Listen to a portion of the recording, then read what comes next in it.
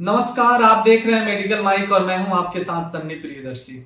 अभी हम लोग हैं पटना एम्स में, जहां पर हमारे साथ प्लास्टिक एंड बर्न सर्जरी की HOD doctor Veena Singh ma'am है। बहुत बहुत स्वागत है मैम आपका मेडिकल माइक। धन्यवाद सनी जी।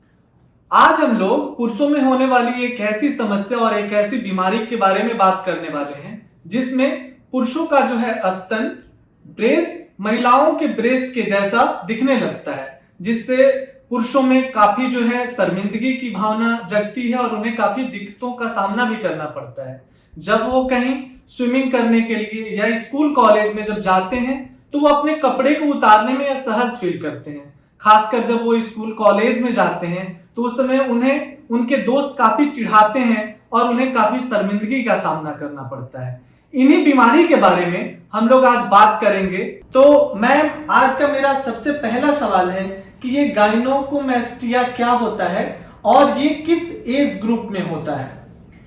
देखिए, जो गायनेकोमास्टिया है वो बेसिकली अगर सिंपल एक लाइन के डेफिनेशन में बोलें तो पुरुषों में स्तन के आकार में बढ़ोतरी होना, महिलाओं के जैसा स्तन पुरुषों में पाया जाना, इसलिए हो गया गायनेकोमास्टिया। गायनेकोमास्टिया अलग अलग ग्रेड के होते हैं। इसमें 4 तरह की ग्रेडिंग होती है। एक ग्रेड 1 होता है जिसमें बस छोटा सा एनलार्जमेंट निप्पल का। ग्रेड 2 में होता है कि थोड़ा और बढ़ गया, ग्रेड 3 और बढ़ गया, बड़ा भी हो गया, और ग्रेड 4 होता है कि बिल्कुल महिला के स्तन की तरह पुरुषों में होना। तो ये आमतौर पर आजकल ज़्यादा होने लगा है। टीनेज जो बच्चे होते हैं, जैसे 12-13 साल के वर्ष में जब बच्चे पहुंचते हैं और जब उनका हार्मोनल इम्बैलेंस शुरू होता है तो एस्ट्रोजन के ज़्यादा मात्रा में होने के कारण ये गायनेकोमास्टिया डेवलप करता है। तो नॉर्मली टीनेज में क्या होता है कि जो महिला होती है, जो बच्चियां होती हैं, उनमें भी पुरुष हार्मोन्स टेस्टोस्टेरोन रहते हैं। वो ज़्यादा होने से उनके चेहरे पे बाल आ जाते हैं, चेहरे पे मुहासे आ जाते हैं। और पुरुषों में ये फीमेल हार्मोन एस्ट्रोजन के ज़्यादा होने से गायनेकोमास्टिया होता है। तो ये है गायनेकोमास्टिया के बारे में। मैम, इसके साधारणतः लक्षण क्या दिखाई पड़ते हैं लोगों में? देखिए, सबसे पहला और कॉमन लक्षण तो इसका यही रहता है कि सडन उनको 13-14 साल की उम्र में दिखेगा लड़कों को कि उनके ब्रेस्ट का थोड़ा इनलार्जमेंट, मतलब ब्रेस्ट के साइज में इंक्रीज दिखना शुरू होगा।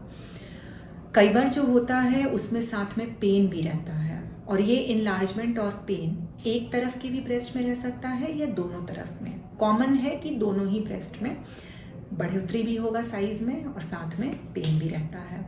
कई बार उनमें गांठ भी हो जाती है, तो उसको लेकर के बच्चे कॉन्शियस भी हो जाते हैं कि कहीं ऐसा तो नहीं कि हमें ब्रेस्ट कैंसर की बीमारी हो गई है।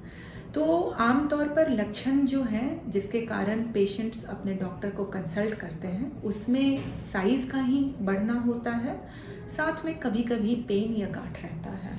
मैम, कभी कभी जो है वजन के बढ़ने के कारण सूडोगाइनेकोमास्टिया हो जाता है, तो ये क्या होता है? इसको भी थोड़ा मेरे दर्शकों को आप बताएं। हाँ, ये देखा गया है जो बच्चे ओबीज होते हैं, मतलब जो थोड़े मोटे होते हैं, मोटापे से ग्रस्त रहते हैं, उनमें बेसिकली ब्रेस्ट का साइज नहीं बढ़ रहा होता है, उनमें छाती पर चर्बी एक्स्ट्रा होने से ऐसा ब्रेस्ट थोड़ा सा बड़ा दिखने लगता है या लटक जाता है, तो उसको बोलते हैं स्यूडोगायनेकोमास्टिया।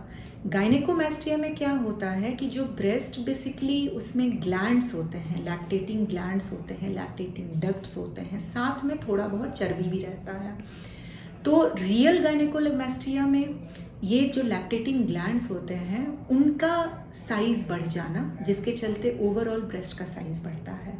स्यूडोगायनेकोमास्टिया में केवल फैट एक्स्ट्रा हो जाना, जो मोटे बच्चों में पूरे बॉडी में ही फैट एक्स्ट्रा रहता है, बट स्यूडोगायनेकोमास्टिया में ग्लैंड का साइज कुछ नहीं बढ़ता है, वहाँ बच्चे के मोटापे के कारण होता है। और गायनेकोमास्टिया कई बार नॉर्मल पतले दुबले बच्चों में भी एस्ट्रोजन हार्मोन के इन्फ्लुएंस में जो ग्लैंड का साइज बढ़ जाता है उसके कारण होता है।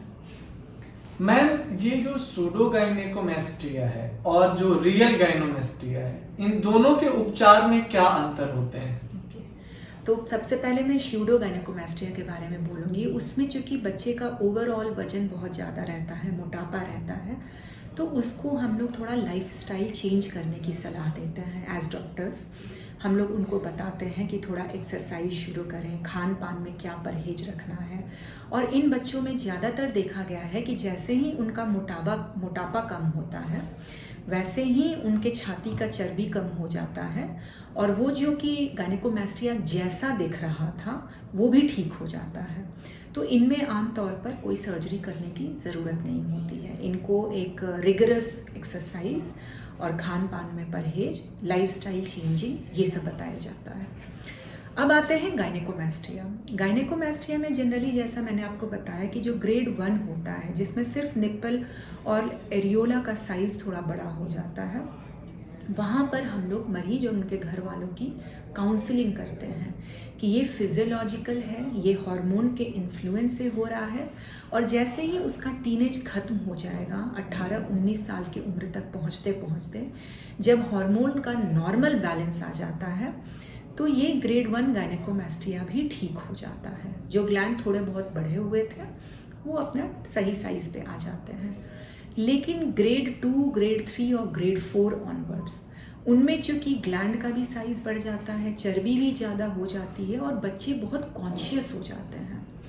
स्विमिंग में जाना वो पसंद नहीं करते हैं। कहीं पब्लिक प्लेस पर अगर अपने टाइट से कपड़े पहनने हों तो वो बिल्कुल नहीं पहनना पसंद करते हैं। वो मोटे मोटे 2-3 कपड़े पहन करके जाते हैं, क्योंकि उनको जो उनके पीयर्स होते हैं, उनके बैचमेट्स होते हैं, कई बार वो चिढ़ाने लगते हैं, बॉडी शेमिंग शुरू हो जाती है।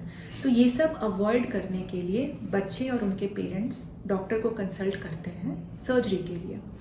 तो उसमें हमारा यही सलाह रहता है कि जो अगर ग्रेड 1 है तब तो कंजर्वेटिव पे जाते हैं, बाकी ग्रेड्स के लिए हम लोग सर्जरी करते हैं।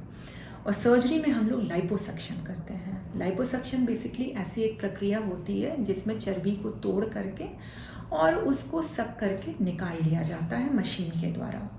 ये ऑपरेशन छोटे बच्चों में जो 13, 14, 15 साल के हैं वो जनरल एनेस्थीसिया में करते हैं। कई बार जो मरीज अगर एडल्ट होकर के आते हैं 18-19 साल के बाद तो ये लोकल एनेस्थीसिया में भी करते हैं। और उसमें ये सारा जो होता है चर्बी को सक कर लिया जाता है। अगर थोड़े बहुत ग्लैंड्स जो अगर बढ़े हुए ज़्यादा रहते हैं जिससे कि ब्रेस्ट का साइज़ चर्बी सक करने के बावजूद बड़ा दिखता है, तो फिर एक छोटा सा चीरा लगा करके उस ग्लैंड को निकाल दिया जाता है। तो ये तमाम चिकित्सा है। मैम, मेरे मन में एक और सवाल आ रहा है कि अक्सर हमने सुना है और कहीं पढ़ा भी है कि ड्रग्स का, दवाओं का, जो लोग नशा करते हैं या फिर जो दवा कुछ खाते हैं उसके साइड इफेक्ट से क्या ये बीमारी होने का चांसेस रहता है? बिल्कुल। जो ड्रग्स का सेवन करते हैं या तो टीनेज या एडल्ट या बड़े लोग भी, उनमें बहुत सारे ड्रग्स जो ये नशा के लिए यूज़ किया जाता है उनमें ऐसे कंपोनेंट्स होते हैं जो कि एस्ट्रोजन की मात्रा बढ़ा देते हैं और उसके कारण ये गायनेकोमास्टिया डेवलप कर सकता है। इसमें अगर मैं नाम लूँ तो अल्कोहल है, उसके बाद कोकेन है, हीरोइन है, ये जितने भी तरह के, इनफैक्ट जो चरस वगैरह भी रहता है, तो सब में कहीं ना कहीं वो हार्मोनल इम्बैलेंस करके एस्ट्रोजन बढ़ाते हैं और गायनेकोमास्टिया होने का डर रहता है। तो अगर कोई बच्चे या बड़े नशा कर रहे हैं तो उनमें गायनेकोमास्टिया डेवलप होने के पूरे चांसेस रहते हैं। मैम, मेरा अगला और आखिरी सवाल आपसे ये है कि जब किसी को गायनेकोमास्टिया हो जाता है, अगर उसकी सर्जरी की जाती है तो उस पेशेंट को ठीक होने में कितने दिनों का वक्त लगता है और वो कितने दिन में घर जा सकते हैं? तो देखिए, जैसा मैंने बताया कि गायनेकोमास्टिया छोटे लड़कों में हम लोग बेहोश करके करते हैं, तो उसमें मरीज को तकरीबन 1 से 2 दिन तक भर्ती रहना पड़ता है। कई बार अगर सुबह में हमने 9-10 बजे सर्जरी की तो शाम के 6-7 बजे भी वो घर चले जाते हैं, नहीं तो नेक्स्ट डे एटलीस्ट जरूर चले जाते हैं। जो पेशेंट बड़े वाले आते हैं और उनमें लोकल एनेस्थीसिया में करते हैं, जिनको बेहोश करने की ज़रूरत नहीं पड़ती है, सुन करके कर दिया जाता है, उनको तो हम लोग बिल्कुल सेम डे ही छोड़ देते हैं। साथ में एक प्रेशर गारमेंट, एक बहुत टाइट सा जैकेट जैसा हम लोग देते हैं, जिससे कि जहाँ से चर्बी निकाला है, जो जगह खाली हुआ है, वहाँ पे किसी तरह का कोई खून ना जमे या कोई सीरम ना जमे, तो उसके लिए प्रेशर गारमेंट देते हैं जो उन्हें 3-4 महीने तकरीबन पहनने पड़ते हैं। और कुछ परहेज हम लोग ये भी बता देते हैं कि पहले 1 महीने तक कोई एग्रेसिव एक्सरसाइज नहीं करना है। एग्रेसिव एक्सरसाइज इमीडिएटली करने के बाद देखा गया है कि कभी कभी खून के थक्के वहाँ जम जाते हैं। तो 1 महीने तक एग्रेसिव एक्सरसाइज अवॉइड करना होता है। बाकी अपना नॉर्मल काम, स्कूल कॉलेज जाना, वो सब कुछ कर सकते हैं। लाइट एक्सरसाइजेज भी कर सकते हैं और उसके बाद वो अपना बिल्कुल नॉर्मल लाइफ लीड करते हैं। बहुत बहुत धन्यवाद मैम आपका मेडिकल माइक में जुड़ने के लिए। Thank you.